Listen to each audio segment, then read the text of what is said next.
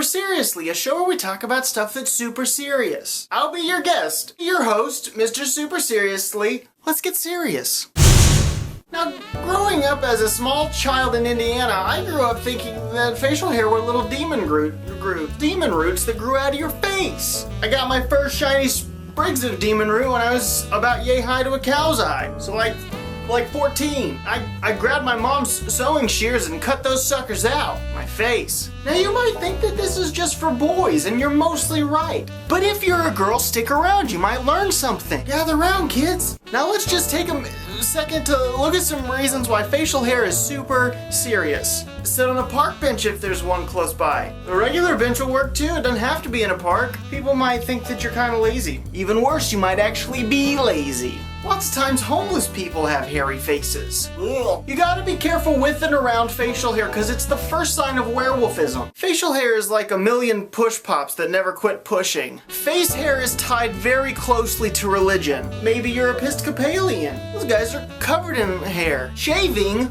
hurts. Dirty people. Sometimes dragons have beards. Who authorized that? If you had a secret, would you trust it with somebody who had a scratchy face or someone who didn't have a scratchy face? Pedophiles.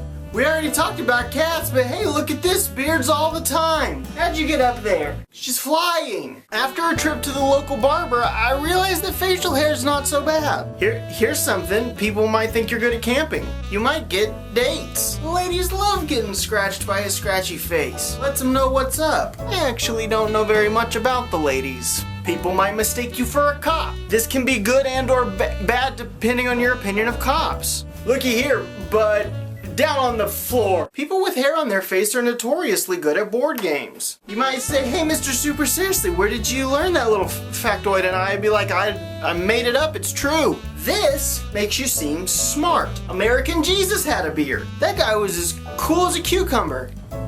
Born in the USA. What would Jesus do? Seriously, what would he do? People might think that you own a library, or at least a library card. Down on your knees, you scum digger. People with facial hair are cool, and not in the same way that people who smoke cigarettes are cool. Even my backdrop this week is kind of hairy. Like that elephant with the lashes from Sesame Street, the Snuffle Muggle Plus, the Buckle Fluckle the guy. There are some famous people who have had facial hair. Van Gogh. If you're gonna Van Gogh, Van Gogh. Chuck Norris. If you're a girl with the mustache, whoa! Poseidon, Abe Lincoln, that monster from Where the Wild Things Are, John Lennon of the Beatles, that guy on the bike that looks like Where's Waldo but doesn't count as Where's Waldo in a Where's Waldo book? What? So I think that we've learned that facial hair is super serious. A lion's hair is like a beard that goes all the way around. It's like the Saturn of beards. An update from the last time I saw Harry Potter and it was great. Wasn't expecting that much kissing. Thank the Lord my mom wasn't there and there was no nudie nude. I hope you learned a lot. If you didn't learn a lot, click in the guy and we'll subscribe us. Come back when we do it again. Super seriously, I had a great time. If you had a secret, which you probably do, would you trust it with me or someone else? That's a personal question. Has nothing to do with the hair. Do you feel comfortable telling me your secrets? Help!